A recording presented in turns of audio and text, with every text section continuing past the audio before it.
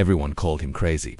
But when a decorated officer hugged him and broke down in tears, the entire cafe went silent. Who was this man no one recognized for years?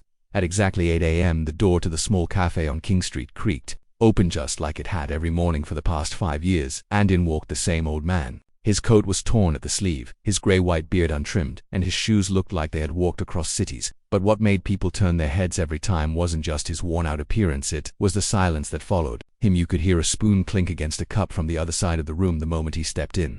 He never smiled, never spoke, never looked anyone in the eye. He would just walk to the same corner table by the foggy window, sit down with slow, almost robotic movements, and order the same thing, a black coffee. No sugar, no cream, no words. They called him crazy. Some said he used to be a professor who lost his mind after his wife died. Others whispered he was a homeless man pretending to be someone important. Teenagers giggled at him and made videos behind his back. Even the cafe staff, used to seeing strange customers every day, barely acknowledged his presence. They had a name for him now, the Ghost, because he never reacted, never blinked when people mocked him, never flinched when a chair scraped loudly beside him. He just sat, sipping slowly, staring at the street outside as if waiting for something or someone. But then, one morning, something changed. The rain was tapping against the glass like fingers drumming with nerves. The lights inside flickered, and for the first time the old man didn't just stare at the outside world. He reached into his coat pocket and pulled out a napkin, then another, then a third, and slowly, carefully, he began to draw. At first it looked like squiggles, nonsense. But then the lines began to form shapes, perfect grids, angles, markings, military maps, coordinates, symbols only soldiers or spies might understand. He wrote quickly, but his hands trembled. Every few seconds he'd glance around the cafe to see if anyone was watching. When a little girl looked at him from the next table, he froze, then crumpled the napkin and tore it into tiny pieces before stuffing them in his coat. People noticed. Whispers started again, but this time they weren't laughing, because something about those symbols felt real, too real. And suddenly, the man everyone called crazy didn't look so crazy anymore. He looked like someone hiding something big, something dangerous, something the world wasn't supposed to see. And that's when the door creaked open again. Ask ChatGPT. The cafe was quieter than usual that rainy afternoon. The kind of quiet where even the sound of milk frothing behind the counter felt too loud. The old man was in his usual seat, black coffee in hand, staring blankly at the window.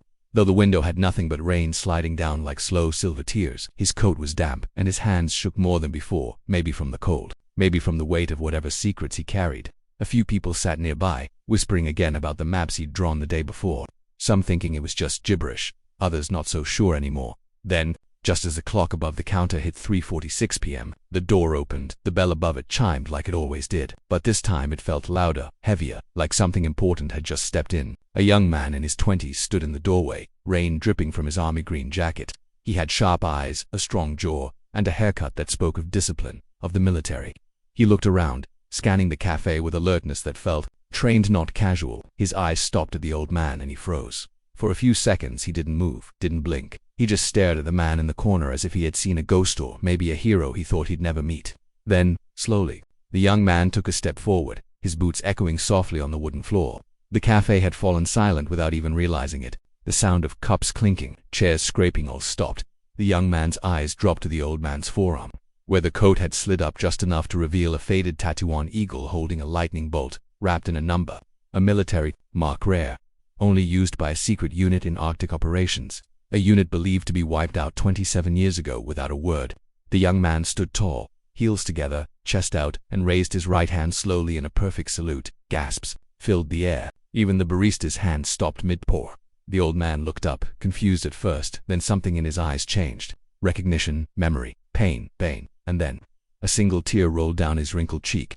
No one had ever seen him cry before. No one even thought he could. The young man spoke, softly, like someone speaking to a legend. "Is it really you, Captain Nolan?" The air in the cafe shifted. It wasn't just a quiet place anymore. It was sacred now, before anyone could speak, before anyone could understand what had just happened between the old man and the young soldier. The cafe door opened again, but this time with a kind of energy that made everyone turn their heads at once. The wind pushed through, carrying rain and a heavy silence with it. And standing in the doorway was a tall man in full military dress. His chest shone with medals that caught the light like tiny suns, and his face was lined with years of service, sharp and serious. But when his eyes found the old man in the corner, all that hardness disappeared in a second. He dropped his cap, rushed forward without caring who was watching, and fell into the old man's arms like a son finding his father after being lost in the dark for years. It wasn't a polite hug. It wasn't a quick embrace. It was the kind of hug that made time stop.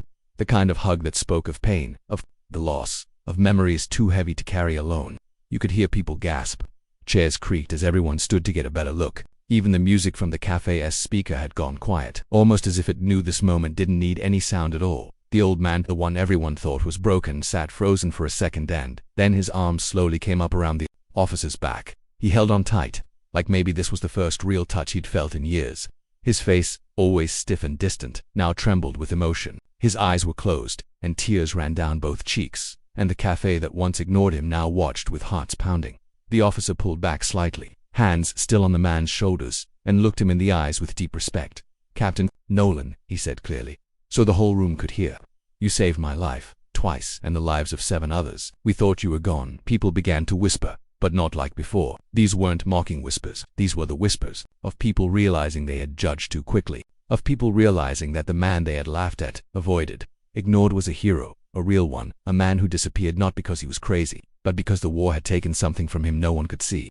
The mission had been classified. The records said he died in the Arctic, but he had survived, alone with pain no medal could fix. And now, everyone listened. Maybe we walk past real heroes every day and never even realize it. Not all heroes wear medals or uniforms and carry their stories in silence, hoping the world will one day understand. Captain Nolan never asked for attention. He just kept showing up, quietly, carrying a past no one could see. But when the truth finally came out, it didn't just change the cafe, it changed every single heart in it. If this story touched you, share it with someone. Because sometimes, respect comes to Lathan. Stories like his deserve to be heard while it still matters.